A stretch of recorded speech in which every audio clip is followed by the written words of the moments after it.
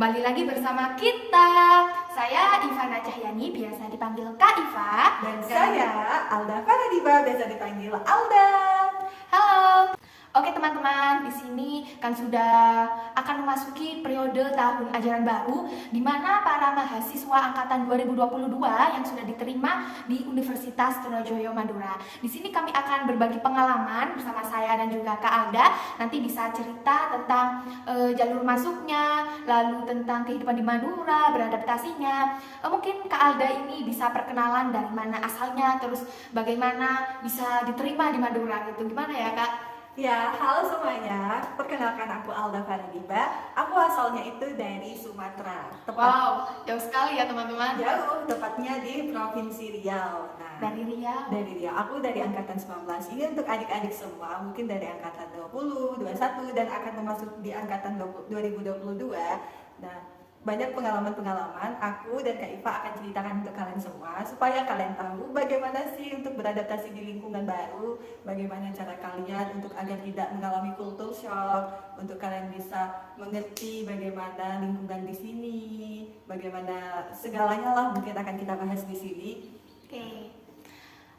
Kalau saya sendiri itu asalnya dari Lamongan, jadi ya tidak terlalu jauh juga dari Madura gitu. Mungkin kan Lamongan sama Madura tidak terlalu beda jauh, tapi untuk Kak Alda sendiri ini pasti kayak beradaptasinya itu kayak sangat berbeda. Mungkin bisa diceritakan nih Kak, bagaimana sih cara Kak Alda bisa beradaptasi di Madura ini ataupun kesan pertama kehidupan di Madura?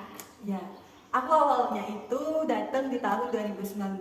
Nah, pertama nggak tahu ya Madura itu seperti apa.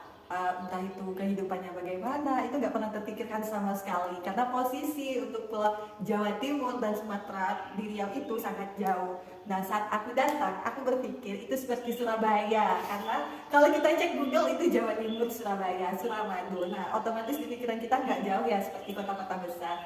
Pas awal aku masuk itu agak kaget ya, kok sepi gitu.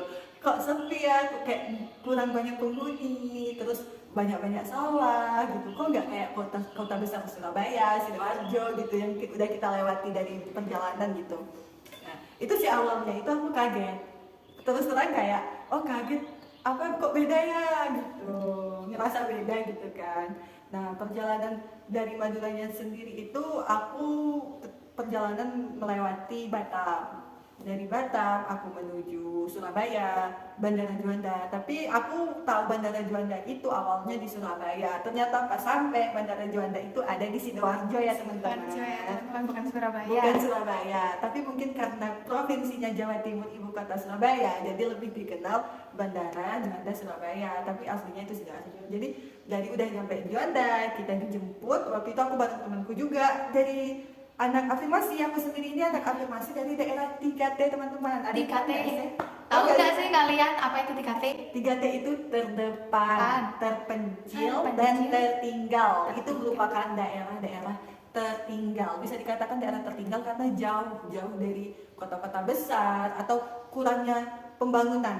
Karena pembangunan kan tidak merata ya. Jadi daerah-daerah jalannya juga mungkin Kak ya. Ya, seperti jalan atau aspek-aspek pendidikan sekolah-sekolah itu juga kurang diperhatikan, terutama di bagian pembangunan. Makanya disebut dengan daerah 3T. Nah, aku bareng temanku dari Kalimantan itu ada 2 orang. Kita bareng-bareng ketemu di Juanda dan kita dijemput salah satu kakak tingkat itu dari Kalimantan juga. Nah, setelah dari kakak tingkat itulah kita bisa sampai ke Madura ini. Itu ya dari Kak Alda yang dari Sumatera sampai ke Madura, dan perjalanan dia juga sangat jauh, penuh dengan cerita, apalagi kesan pertamanya di Madura katanya Kaget sepi. Kok sepi sih? gitu. Sepi emang. Karena posisinya waktu itu masih libur semester. Oh iya, mungkin itu Pak mahasiswanya belum pada kembali datang ya. Mahasiswa belum masuk perkuliahan, jadi masih sepi. Jadi kayak kita kayak kaget gitu. Kok lingkungannya ini nggak rame. Oh ternyata lagi libur semester, dan setelah libur semester itu kembali rame gitu.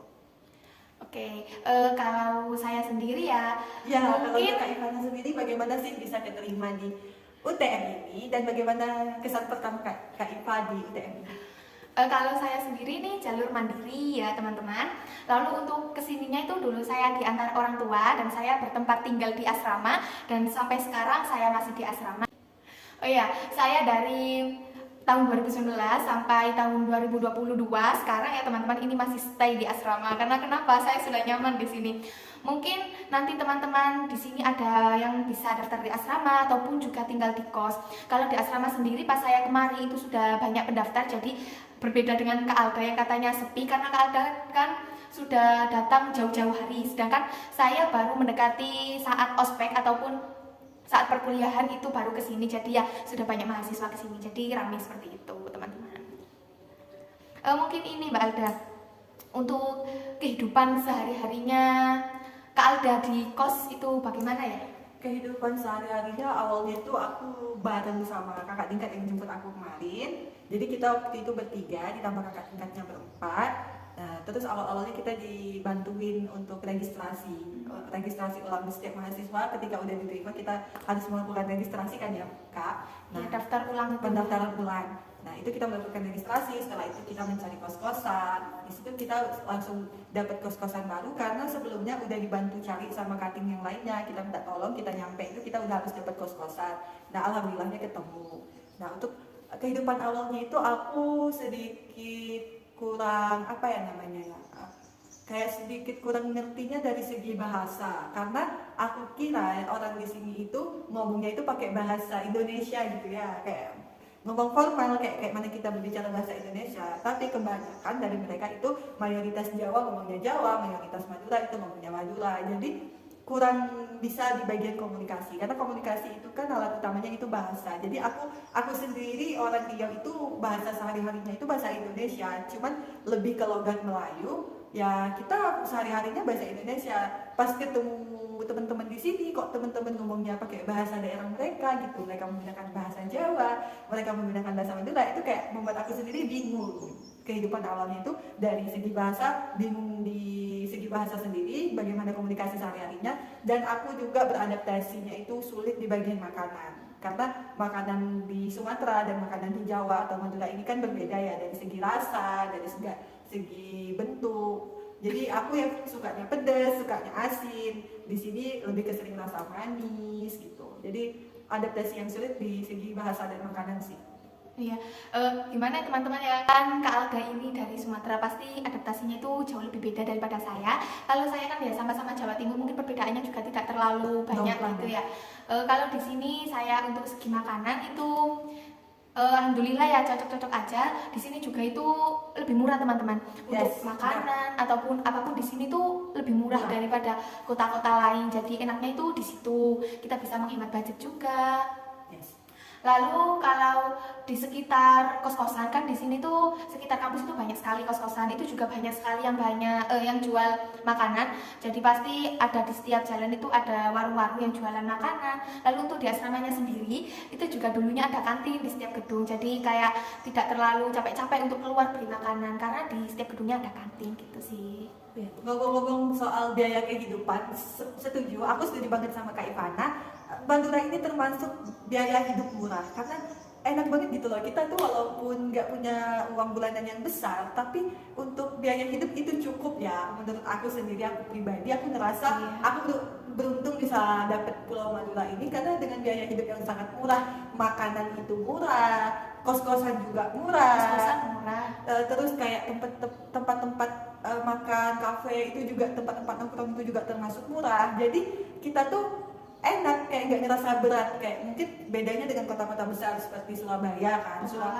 Surabaya, Malang, Sidoarjo atau kota-kota besar lainnya itu diketahui dengan biaya hidup yang lumayan mahal. Sedangkan di sini enggak. Dan enaknya di sini itu tidak bebas untuk kita sering healing jalan gitu. Karena di sini nggak ada mall-mall besar. Terus juga nggak ada mall, tapi cuman agak jauh ya, di Bangkalan Kota gitu. Untuk wisatanya juga di sini tuh ada, cuman ya lokasinya itu jauh teman-teman. Terus kadang ya kan Bangkalan di sini tuh agak panas juga, Madura. Jadi kita mikir dua kali kalau mau pulang sama teman-teman. Soalnya jauh banget dengan posisi udara yang sangat panas, cuaca yang sangat panas. Gitu. Jadi kalau untuk biaya kehidupan bagi teman-teman yang dapat kuliah di Madura ini, terutama di Telang, Kamal, Bangkalan ini, aku recommended sih karena biaya kehidupan itu sangat oke. Tidak menguras banyak kantong. Ya kalian juga misal kalau bukan anak jajanan, maksudnya tidak sering-sering jajan, mungkin bisa berhemat juga karena ya tadi untuk kosan terus makan itu di sini tuh murah. Nah teman-teman, selanjutnya kita akan membahas tentang adaptasi dan kebiasaan baru selama di perantauan. Nah, bagaimana sih cara kita beradaptasi dan melakukan kebiasaan-kebiasaan baru di lingkungan baru pula? Kalau aku sendiri, aku memperhatikan lingkungan sekitar ya. Untuk aku dulu ya Kak Iva ya. Iya ya, boleh boleh. Nah, kalau aku karena berasal dari provinsi yang berbeda, bahasa yang berbeda, kebiasaan yang berbeda, pulau yang berbeda, tentunya kita mempunyai kultur yang berbeda kan teman-teman. Nah, aku sendiri pertamanya itu memperhatikan lingkungan sekitar. Awalnya aku memperhatikan teman-temanku yang di kos, jadi kayak mana teman-temanku beradaptasi. Aku kayak sering sharing-sharing juga, tanya-tanya di Madura ini sendiri bagaimana cara kita melakukan kehidupan sehari-hari dari mungkin kebiasaan-kebiasaan kecil sampai kebiasaan besar. Aku juga tanya-tanya mengenai tentang budaya-budayanya, terus bahasa-bahasanya. Jadi teman-teman aku juga sharing gitu kayak di Madura ini, aku juga baru tahu kalau Madura ini ada 4 kabupaten. Jadi untuk teman-teman yang nggak tahu Madura itu ada 4 kabupaten. Nah, aku juga baru dikasih tahu, dan Madura sendiri juga memiliki logat bahasa yang berbeda dari Bangkalan itu sendiri, Sampang, Pamekasan sampai Sumenep. Itu Kak Iva sendiri pasti tahu kan ya? Iya, meskipun sama-sama Madura tapi logat mereka ataupun bahasanya itu berbeda ya. Kayak kita di Jawa kan, Jawa Tengah, Jawa Timur, Jawa Barat juga berbeda ya. Kurang lebih seperti itu ya Iya. teman-teman. Nah, Iya. jadi aku dari awalnya aku memperhatikan lingkungan sekitar. Setelah itu aku sering bertanya sama teman-teman aku sendiri, kakak-kakak tingkat, senior, bapak ibu kos, atau semua yang bisa aku tanya. Dan setelah itu aku mengimplementasikan apa yang sudah aku dapatkan tadi. Aku menerapkan, dan juga aku membiasakan diri untuk benar-benar bisa beradaptasi di lingkungan baru. Aku nggak boleh membawa kebiasaan aku di sana dibawa ke sini. Kan karena kita mempunyai kebiasaan yang berbeda, terutama dari bahasa. Aku sendiri di sana itu bahasanya bisa dikatakan kasar ya, karena ngomongnya pakai aku kau. Sedangkan di sini itu untuk kata kau itu sangat kasar, bisa dikatakan aku pernah ditegur sih, kok ngomongnya pakai kau gitu, nggak boleh kayak gitu. Aku dikasih tahu. Nah, kita juga harus peka dengan lingkungan ya teman-teman. Jadi sekiranya kita salah ya kita akui kita salah. Nah, ketika kita dikasih tahu kita mendengarkan, jangan kita cuek, jangan kita nggak peduli, bodo amat, itu nggak boleh. Kita harus peka, kita harus sadar kita ini ada di perantauan. Jadi kita yang mengikuti lingkungan baru, bukan lingkungan itu yang mengikuti kita. Itu sih dari aku. Kalau untuk Kak Ivana sendiri bagaimana?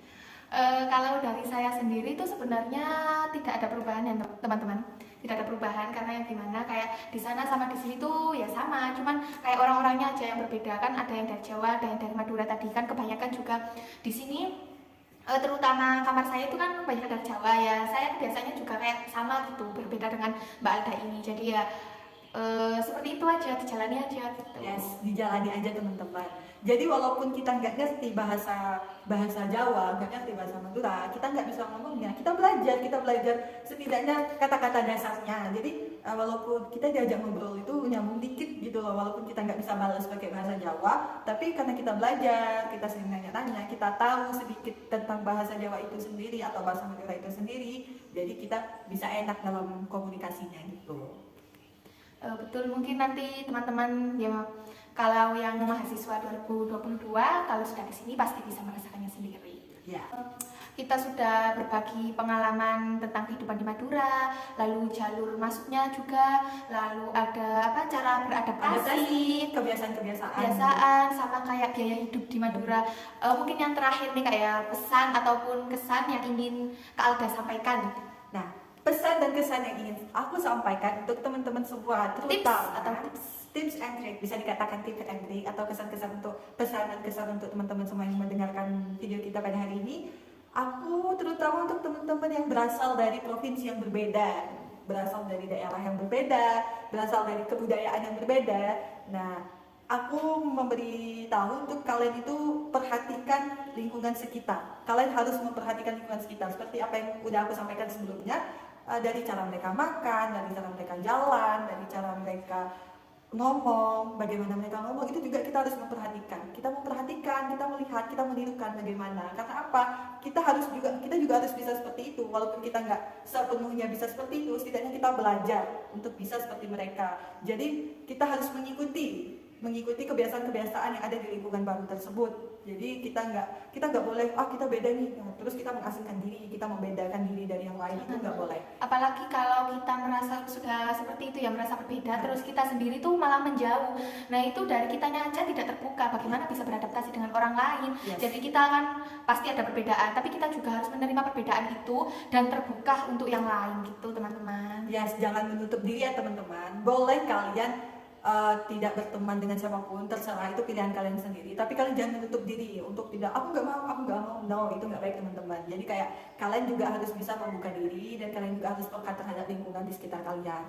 Nah, tips yang kedua dari aku yaitu pilih-pilih teman atau pergaulan. Jadi walaupun di Madura ini bisa dikatakan maksudnya lingkungannya itu nggak yang terlalu bebas, nggak yang terlalu hura-hura sana sini gitu. Menurut aku pribadi, kalian juga harus bisa milih-milih teman. Jika kalian dibawa ke jalan yang nggak baik atau buruk, kalian diajak hal-hal yang negatif, itu kalian harus bisa menghindari hal itu.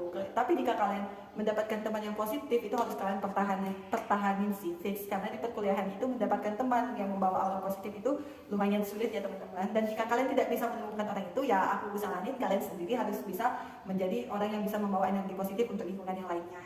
Nah, yang ketiga yaitu bisa menerima pola pikir yang berbeda. Jadi kalian itu nggak boleh terjebak pada pola pikir kalian sendiri. Jadi aku seperti ini, menurut kalian itu nggak boleh selalu merasa benar. Kalian harus open minded, jadi kalian menerima perbedaan. Aku sendiri ngerasa banyak perbedaan dengan teman-temanku, tapi aku juga nggak boleh ngerasa aku ini beda, mereka itu seperti ini, mereka salah aku benar, atau mereka benar aku salah. Aku nggak boleh. Ya udah, kalau misalnya beda, nggak apa-apa beda gitu. Toh emang kita berasal dari daerah yang berbeda, asal yang berbeda, kebiasaan yang berbeda.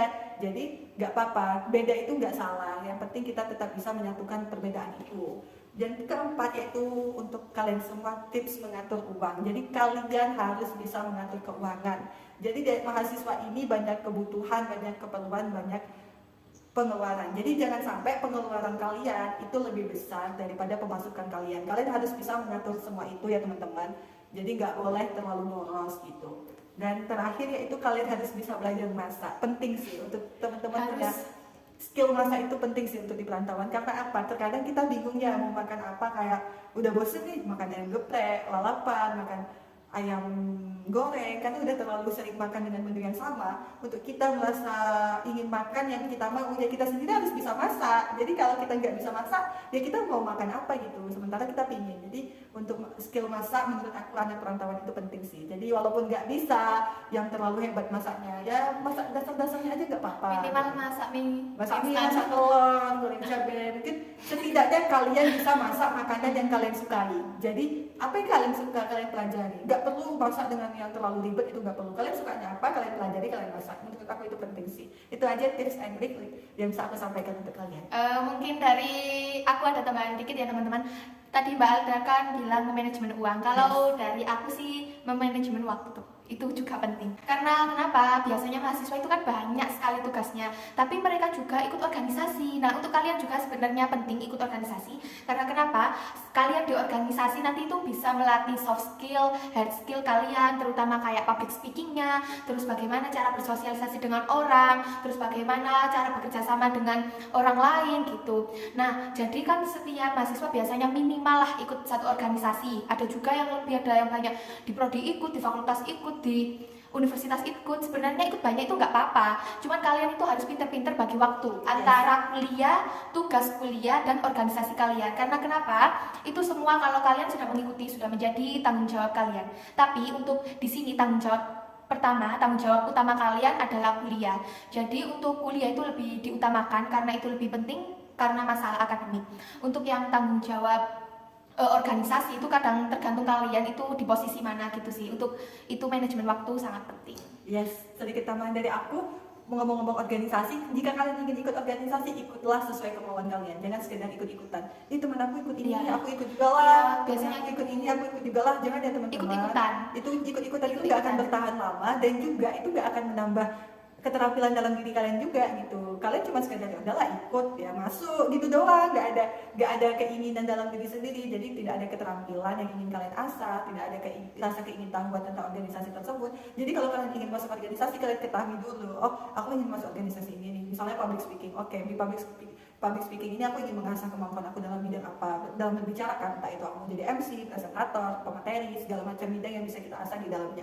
Oke, kita nggak perlu banyak organisasi, nggak apa-apa. Yang penting satu, tapi satu itu bisa benar-benar mengasah dan apa sih kak namanya, mengasah dan mengembangkan bakat yang ada di dalam diri kita itu sendiri gitu.